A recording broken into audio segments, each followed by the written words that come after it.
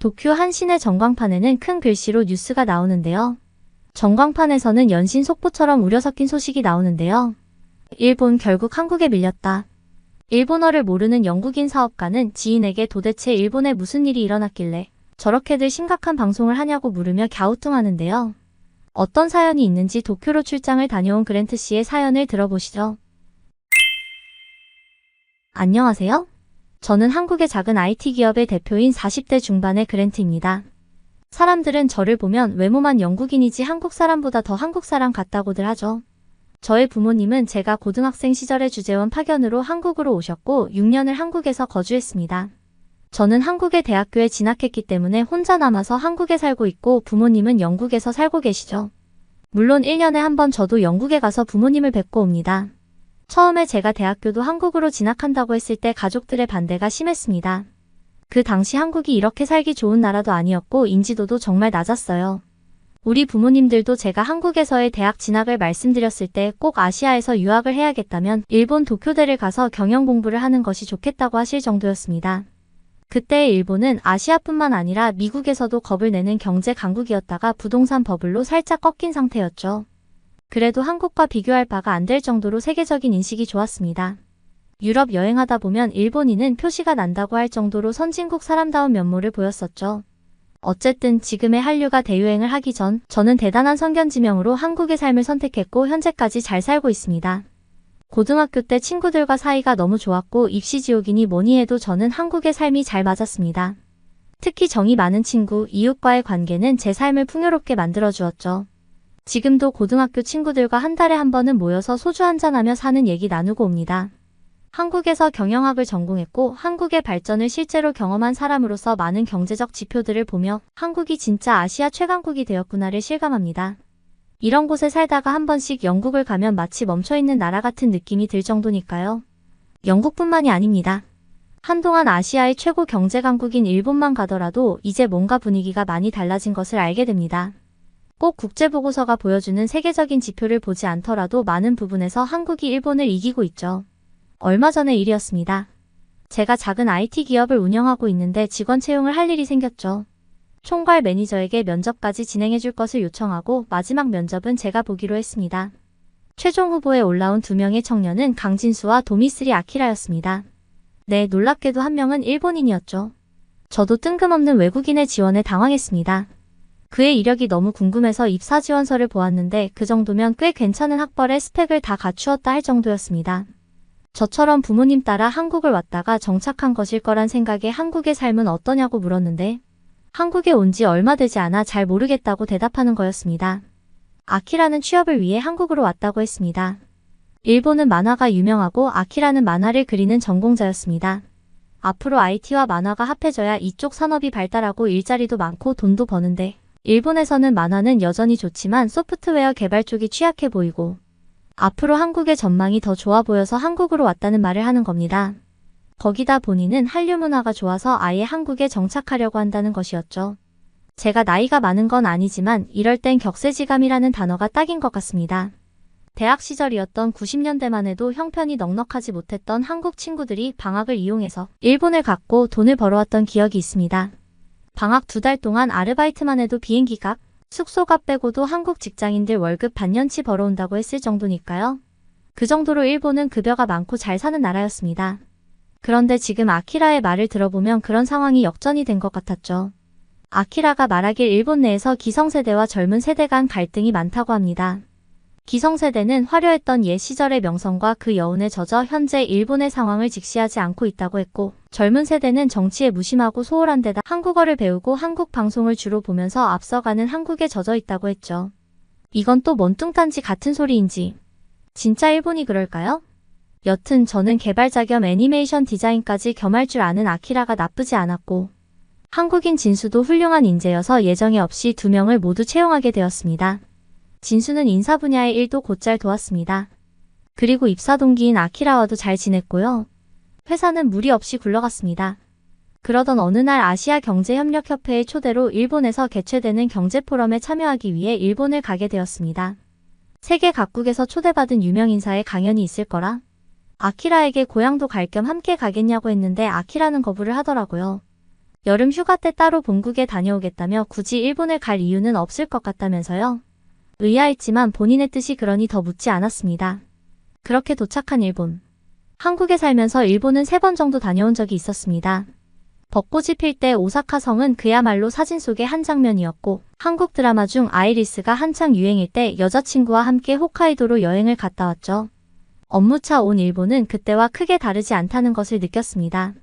세미나 참석 전 점심을 먹으러 근처 식당에 들렀을 때 옆자리에 있는 50대 정도 되어 보이는 주부들이 4분 정도 계셨는데, 그 분들의 이야기는 한국의 연애 프로그램 이야기였습니다.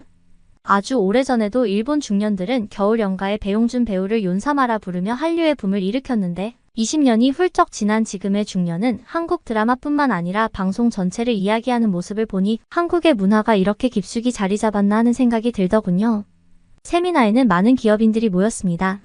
주로 아시아에 있는 나라 위주로 참석을 했는데 문화 콘텐츠 산업 분야의 넷플릭스의 성공 사례를 들면서 앞으로의 IT 산업이 문화 콘텐츠와 어떻게 연계해야 하는지를 보여주었죠.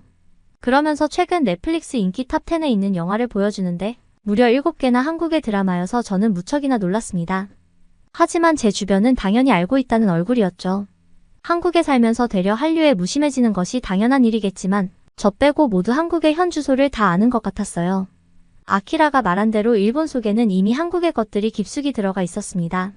세미나를 마치고 호텔로 돌아온 후 숙소에 갔는데 아니 깔끔하기로 소문난 일본에서 게다가 4성급 호텔에서 침대 시트 청결 상태가 매우 불량했습니다. 베개 아래쪽엔 머리카락이 몇 개 보였고 화장실엔 물기 제거도 다 되지 않았습니다. 그리고 포장지에 쌓여 있어야 할 일회용품이 몇 개는 뜯어져 있었고 장롱 속 옷걸이는 삐뚤하게 걸려 있었죠. 마치 방금 남이 쓰다 나온 방처럼 말입니다.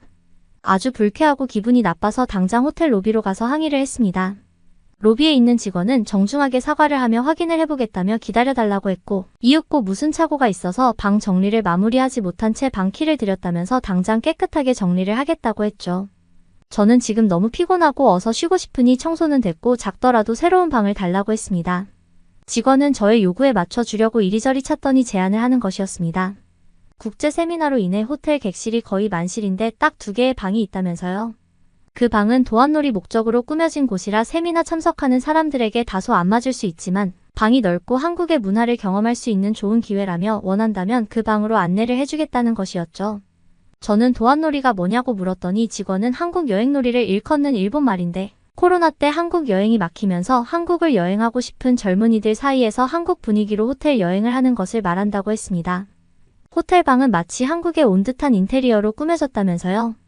호텔의 도안놀이는 일본 쉐라톤 그랜드 도쿄베이 호텔이 코로나 때 코리아 페어를 열어서 한국 음식으로 채운 뷔페, 한국식 소주와 안주를 즐기는 포차에다 한국식 온돌 숙박까지 체험하게 만들면서 대응행을 쳤다고 합니다. 투숙객과 호텔 이용객을 위해 검은고, 해금 공연과 태권도 시연 프로그램도 마련했을 정도라고 하니 정말 일본의 젊은이들이 그 정도로 한국에 관심이 있는지 저는 정말 놀랐습니다. 심지어 오사카에 새로 오픈한 에스리드 호텔은 아예 한국 룸으로 4개를 만들어 도안놀이 전용 프로그램 방을 운영한다고 하고요. 일본에 와서도 한국풍 호텔이라 저는 이래저래 한국과 인연인가 봅니다. 직원에게 도안 여행용 룸을 사용하겠다고 하고 호텔 방으로 와보니 방에는 한국 과자와 음식, 한국식 샴푸와 린스, 치약, 칫솔까지 모든 것이 한국 것이었습니다. TV 채널 역시 한국 방송으로 다 맞춰져 있고 냉장고에는 한국의 음료, 과일 주스가 있었습니다. 그리고 화장대 앞 선반에는 한국 영화 DVD도 있었습니다. 한국 여행길이 풀리면서 도안놀이 호텔은 그 숫자가 줄어들었지만 가격이 저렴해지는 평일에는 여학생들이 종종 찾는 장소라고 했습니다. 다음날 2번째 세미나에 참석하면서 저는 도쿄 시내에 있는 전광판 뉴스를 보게 되었는데요. 뉴스에는 연일 강코쿠 하며 한국 소식을 보도하고 있었습니다. 같이 갔던 협력업체 대표님은 뉴스를 보며 일본이 드디어 무너져 가는 거 아니냐며 걱정스런 말을 남겼는데요. 일본어를 몰랐던 저는 무슨 내용이길래 연일 저런 방송을 내보내냐며 물었죠. 대표님은 최근 일본에서는 한국이 일본을 초월한다는 기사가 연일 쏟아지고 있어 일본 각계에서 신경이 곤두서 있는 걸로 보인다고 하셨습니다. 경제 규모로 가장 잘 쓰이는 지표인 GDP로 봤을 때 일본이 한국의 2.4배인데 월급 통장에 꽂히는 명목 임금은 한국이 역전했다고 하는 거 아니겠어요? 설마 그럴 리가 싶었습니다. 아무리 한국이 빨랐어도 그렇지 한국이 벌써 그렇다고 하는 의구심이 들었죠. 저의 10대, 20대의 일본은 소니 하면 다 알아주는 전 세계 기업이었고 워크맨은 얼마나 사랑을 받았는지 모릅니다.